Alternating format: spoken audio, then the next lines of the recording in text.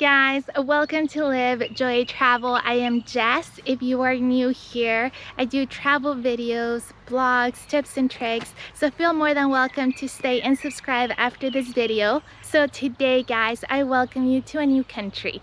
I find myself in Belgium, and the reason why I'm here is one and one only. We are actually here to pay our respects to the thousands of American soldiers that perished in the 2 world wars. Now, if you guys don't know, there is actually thousands of soldiers that have been laid to rest here in Europe, and there are American cemeteries. This is one of them. I am standing right in the middle of the Ardene National Cemetery. Today we're going to take a tour of this place, and I'm also going to make sure that I show you other monuments plus the museum that is here in Belgium, honoring the thousands of lives of the soldiers who gave it all up for freedom. So come along with me and let's go discover this place.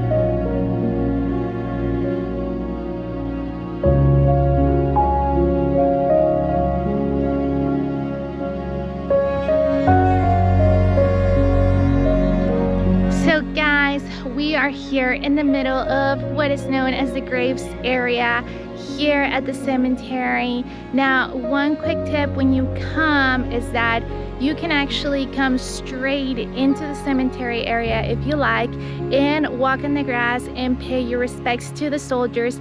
Now, if you would like to go into the visitors area, and if you are a self-tour like we are, you can go in there and actually get information in a self-guided tour to help guide you through some of the biggest names that rest in peace in this cemetery. Now, right behind me, I have the very first soldier that died in combat on land and was killed by the Germans during the war. Now guys, here in the graves area, you're gonna find 5,323 graves honoring the soldiers, and about 400 of those are unfortunately unknown soldiers.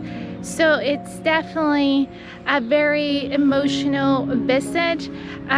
So if you are in the Belgium area, I would highly recommend it, and give you some pro tips when coming here. Make sure that you do it respectfully, and two, that you get some of the facts at the visitor's office, as I told you, because it really is worth it. So let's keep moving and let me show you guys some of the monuments.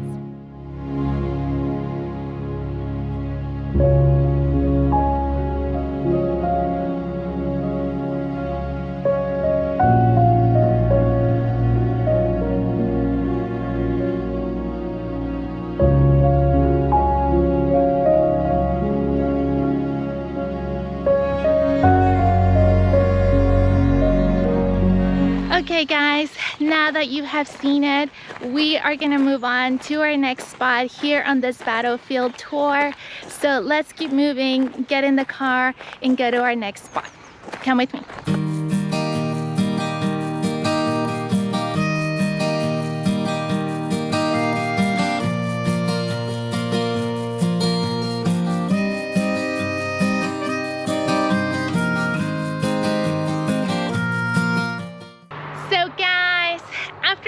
Drive from the cemetery and about 7 miles miles outside the city of Bastogne, we have finally hit the next spot here on our battlefield tour. And this spot that I'm actually standing in holds incredible value to the history of the world.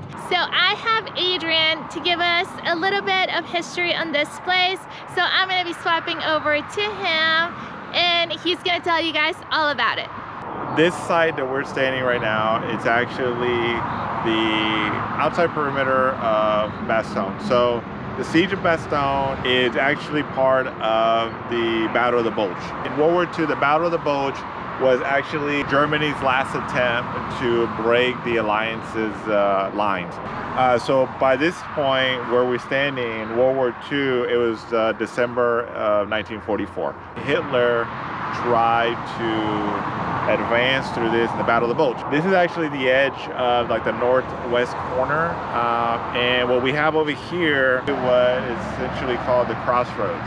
And more importantly is that I have a dear friend of mine, Gary Jessie. His father, Carmen Jessie, he actually fought in this same place right here with the 1st of the 401st Glider Infantry unit. And they were called up from France after participating in Operation Market Garden. They're called up to come and help the 101st here, which the unit, the 401st was part of, in the Battle of the Bulge and the siege of Bastogne. And when they arrived, it was a battalion of infantry, but the one company, Baker Company of the 1st of the 401st was stationed here at this crossroads. This road, it's a highway now, but it's called Road to Marquet. It actually leads to Bastogne, about 7 miles going south. And the other road actually leads to the small town of Salé. And so this is where there was a field hospital. When they arrived here, it was actually taken by the Germans. So they destroyed the hospital and they killed or captured everybody that was in that field hospital. So when the unit arrived here, the 2nd Panzer Division, Panzer is German for tank, was actually, if you can see, over the crossroads on the northwestern side. So if you can just imagine, you have about 200 soldiers here, American soldiers, fighting off a tank division of about 15,000 German troops. And they actually held this position here for a while as the tank division continued to attack them. And the reason why is because they call this a crossroad, because this location here was the northernmost access point to actually get to the town of Bastogne, where the siege of Bastogne was happening.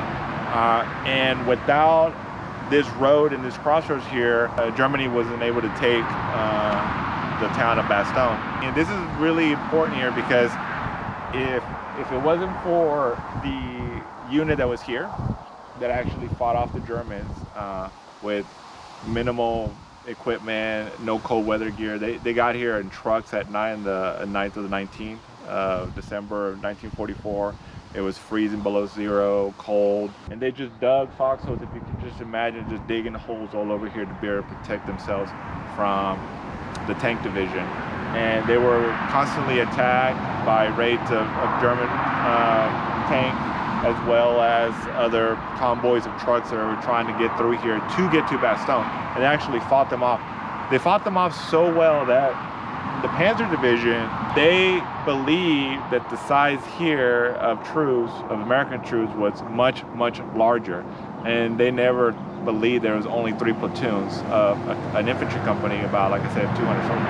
They never realized that. So I believe this is really important, because if this was taken, if this could have been taken, the Germans could have taken Bastogne, and that would have changed the whole course of history, because this was like the last push effort from the Germans, that from here, the Allied forces, the British forces, the American forces, the French were able to continue to push east into Germany, into Berlin, from here, in which the war ended about 6 months from the point of this battle, crossroads in Bastogne. So if it wasn't for this, I believe World War II could have been won by the Axis, Germans and their allies. Well, guys, you have heard it from Ardene. That is the scoop on this place. But we still have so much more to see today, so hang on for the ride, because now we are going to take you to see the actual town of Bastogne and give you a quick glance at their downtown. So come along with us, and then later on in the day we still have the highlight of this video, and that is going to be the museum. So hang on for the ride, because it's going to get wild. Let's go.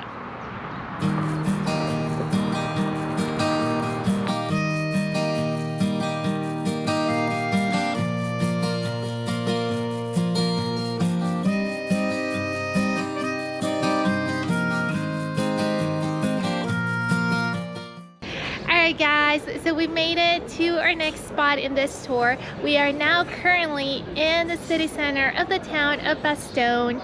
Obviously you guys know why we're here, and it's important for you guys to come to this square right here. Now you may just see a bunch of restaurants, cars, etc., but the reason why I wanted to show you guys this square is because there's yet another monument, American monument, that I'm sure that you guys will like to see. So let's go see a tank and walk around this famous square. Let's go.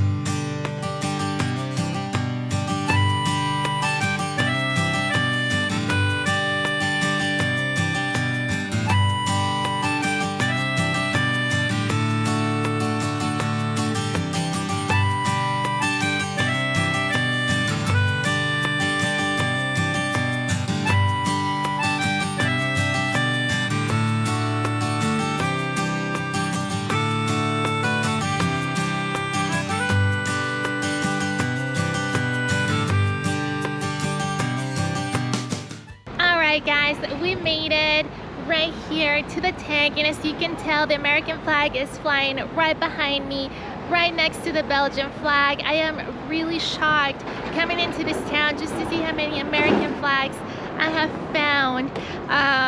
It makes me very glad and makes my heart so happy to know that there's all these memorials for the thousands and thousands of American soldiers that perished during the war, and that their sacrifices have not been forgotten. So guys, now that you've had an up-close view at the statue right behind me, I thought, why not tell you guys who this gentleman is and why they have a statue for him here in the middle of Belgium. Adrian, the walking encyclopedia, is here again to indulge us with a little bit of history. So this was General McAuliffe. He was the 101st General Officer in charge of the siege of Bastogne, and famously known for replying back to the Germans when the Germans asked for their surrender. He replied back with one word saying nuts. Now, just to put it in perspective, the Germans outnumbered the U.S. forces 3, sometimes 4 to 1, but he didn't give up. So. Wow, that's ballsy. Yes, That's very ballsy, and that's what earned him a spot right here, you guys. This is actually a tourist attraction. Buses, everybody comes through here to get a glimpse of the square that is actually named after him.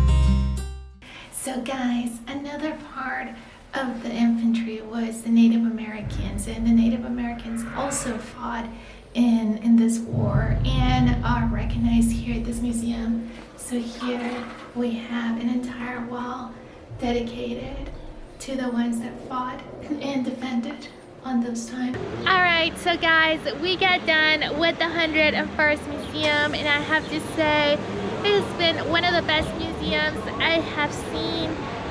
So much history, so much history. I couldn't recommend it anymore, honestly. So if you have a chance to swing through here, definitely put the 101st Museum on your list. I have to move and I have to hit a different museum because the day is short and museum hours are also short, so I have to keep moving. And guys, a 5-minute drive from the 101st Museum, we have arrived to our next museum here, and this is the Bastogne War Museum. Now, if I'm going to be completely and utterly honest with you, this one is just checking the box because the 101st Museum is the one that you want to put on your bucket list and the one that you want to go see. Now, if you're a history buff and you want to see the history of the German and all the other nations that fought, then this one would be the one for you. However, if you're American or interested in American history, then the 101st, it's the absolute must. Now, I do want to walk in and show you guys everything that there is in here, so let's go.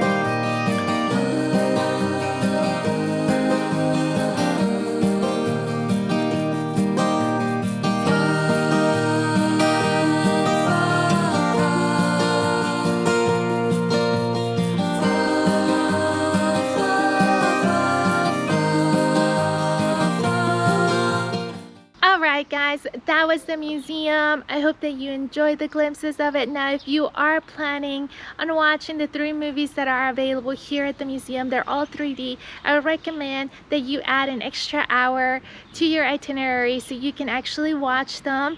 And if you're a history buff, then definitely this museum is going to be for you. For me, I have to be completely honest with you guys, I was a fan of the 101st Museum, and it ached my heart to have to leave that museum because it was just amazing. Had a lot of fun there, so that would be my recommendation for you guys. I would skip this one unless you feel really attached to it and go straight to the 101st. Promise it won't disappoint. And that's it guys, this battlefield tour for the day has come to an end. Thank you so very much for watching and for coming along with us and for allowing me to show you some of my favorite places.